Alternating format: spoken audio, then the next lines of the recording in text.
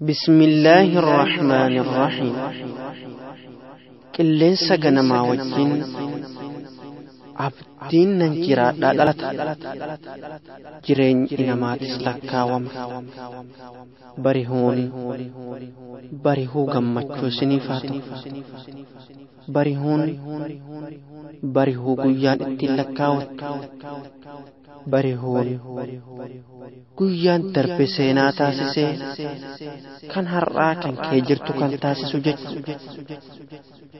Barihuun ni'maa rabbii guddaa.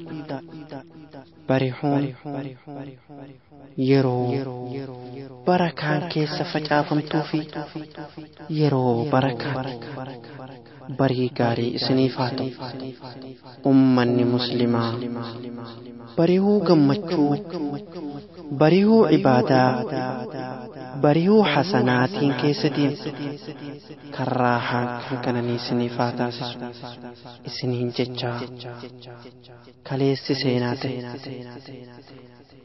namni adamsu isa kaleessa isa darbee yaada osoo hin taane kan har'a adamsuuf qophaa'a. Guyyaan kaleessaa darbeen deebi'e.